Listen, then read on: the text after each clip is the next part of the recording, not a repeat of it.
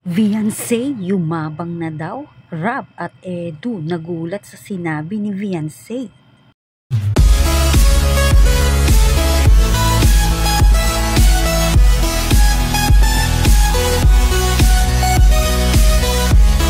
Bakit nga ba sinasabi na mayabang na itong si Viansay? Tara, alamin natin. Kamusta po mga kalingap? Muling nagbabalik ang inyong lingkod mini vlog. Naghahatid ng update tungkol sa mga kalingap. Kung bago ka pa lang sa aking channel, mag-subscribe na at huwag kalimutang mag-like para lagi kayong updated sa aking mga video. Tapusin po muna natin ang video bago po tayo magkomento. Patuloy po natin din na suportahan ang founder po ng Kalingap na si Kuya Val Santos at Kalingap Rab. Dahil alam naman natin na madaming natutulungan sila ng mga kababayan natin. Araw-araw po natin na suportahan at panoorin ang kanilang mga videos. Bago po yan mga kalingap, marami nga pong plano itong si Viansay tungkol sa kanyang pamilya at kay Papa Eds. Alam naman natin kung ano ang priority ni Viansay mga kalingap. Unang-una na dyan ang pagpapahalaga nito sa kanya nga pong pamilya. At nakikita nyo po yan mga kalingap. At alam naman natin na gano'n na lang din ang pasasalamat ni Viansay sa kalingap at sa mga sponsor at mga tumutulong sa kanila nga pong pamilya. At kung ano man po ang mga ibinibigay na tulong ng mga sponsor ay talaga namang ipinagpapasalamat nga po yun ni Viansay at ng kanya nga pong pamilya. Ngunit nakikita naman natin mga kalingap na ang iba nga po ay hindi nga po nagugustuhan kung ano man ang mayroon sila Viansay at nangyayari nga po ang EDSI nga po ay nababash nga din po at ang kanya nga pong pamilya ay napakahirap kapag may mga issue nga po ng mga nangyayari na ganyan at nakikita naman natin na naaapektuhan din talaga ito nga pong si Viansay. Ganun din nga po ang pamilya nito ay syempre apektado din. Alam natin na madami ding basher ang EDSI patungkol nga dito ay marami nga ang naninira. Sa ngayon nga po mga kalingap, wala naman tayong masabi dito nga po sa relasyon ni Edu at Viansay dahil napakaganda po mga kalingap ang takbo ng relasyon ng dalawang ito sa kabila ng madami nga pong naninira na mga basher. Bakit nga po gustong-gustong siraan ng EDSI? Siguro mga kalingap na mga naiinggit ang mga iyon kaya ganyan na lang ang pangbabash dito sa EDSI. Patungkol naman siguro yan sa mga binibigay siguro sa kanilang mga tulong ng mga sponsor dito nga sa EDSI kaya siguro sinisiraan. Gusto nga ng mga basher na ito na bumagsak siguro ang EDSI. Alam naman natin mga kalingap, napakaraming dahilan kaya nakikita naman natin na wala naman silang pinapakitang pangit dito nga po nila Viansay at pamilya nito. Nagpapakita sila ng kung paano nilang maayos na pakitunguhan ng mga tao, magpasaya sa tao ang EDSI, lalo na nga po ang pamilya ni Viansay. Kaya naman talaga namang hindi natin maisip kung bakit nga po marami ang nangbabash hindi naman nagbabago ang mga ugali ng mga ito. Patuloy pa rin na yun pa rin ang kanilang pag-uugali. Nagbago lang naman ang nagkaroon nga silang na maayos na tahanan, medyo nakaangat-angat nga po sila sa buhay at talaga namang ipinagpapasalamat naman ng walang sawa ng mga magulang at lalo na ni Viansay ito nga po sa mga tumutulong sa kanila. Kaya bakit natin sinasabihan na yumabang na itong sila Viansay?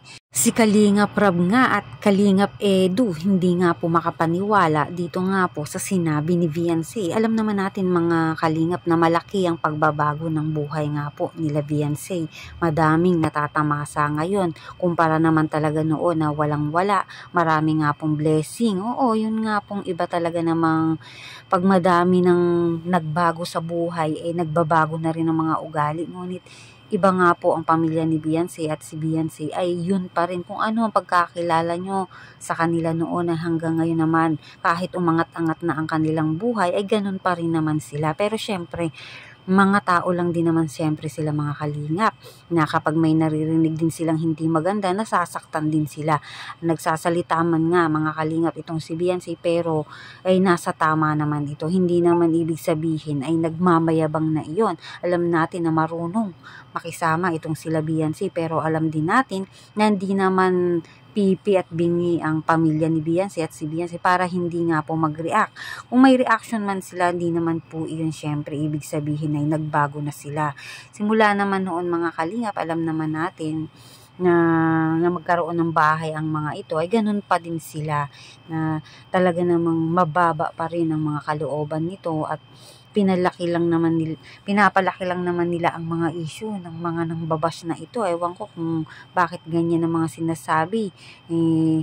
Na yumabang na nga daw itong sila Beyonce, na hindi na nga daw po ito ma-reach. Nakikita naman natin mga kalingap na kahit na ngayon na nakakaangat-angat na kahit papano ang pamilya ni Beyonce, hindi naman madamot ang mga ito, na natulong din po sila sa iba nga pong tao na nakikita rin naman nila na walang-wala. Kaya nga po alam nila ang pakiramdam syempre ng naranasan nila yung walang-wala. Kaya kahit na ngayon na may nakakaangat-angat na sila ay natulong naman din sila sa mga walang-wala din po na mga kakilala nila o nakikita nila. Kaya wag po natin silang sasabihan na nagbago na si Beyonce, dahil alam naman natin mga kalingap, nagbago man ang buhay ni Beyonce pero hindi naman nagbabago ang kanya nga pong kalooban. Napakabuti pa rin at napakatulungin at mapagmahal nga po sa kanya nga pong mga magulang. Kaya nga po lalong dumadami ang blessing nga po nito ni Beyonce. Tapos sasabihan lang ng mga basher na yumabang na nga daw ito. Alam naman natin mga kalingap na si Beyonce ay sikat sa kalingap at hindi natin yan maitatanggi. Alam naman natin kapag sikat, di maiiwasan na marami nga pong basher. Lahat nga po na ay gagawin. Makita lang kung ano yung nag-iisang pagkakamali mo ay talaga namang yun ang pagtutuunan ng pansin ng mga basher. Pero yung mga nagawa niyang mabuti, hindi nga po yan mapapansin. Dahil nga nakatuon tong mga basher na to kung paano wawasakin, sisirain nga po ang EDSI or si Beyonce. Dahil alam naman natin yun lang ang nakikita ng mga basher. Ngunit nakikita natin kay Beyonce na matatag ito, matatag ang EDSI, hindi sila basta-basta natitinag at yun nga po, suportahan nga po ang love team nga po na itong EDSI. At kaya naman hanggang ngayon ay pinagpapala nga po na patuloy pa rin ang pagtulong nga po ng mga sponsor na gaya niyan. Nalalapit na ang pasukan nila Beyonce at magiging busy na naman ito sa kanya nga pong pagpasok, dahil nitong mga nakaraang araw ay sumasama-sama ito kay Papa Eds upang nga po tumulong maghanap ng iba pang i-scout at sa mga beneficiary ay talaga namang nagkakaroon ng pagkakataon nito si Beyonce, dahil pag ito nga po ay pumasok na ay sobra na nga po itong busy. Kaya sinasamantala naman itong dalawa na magkasama sila sa mga pag-i-scout at pagtulong nga po sa mga tao. Kaya naman talaga namang suportahan po natin ang EDSI, dahil marami rin po silang mga natutulungan na mga kababayan po natin mga kalingap.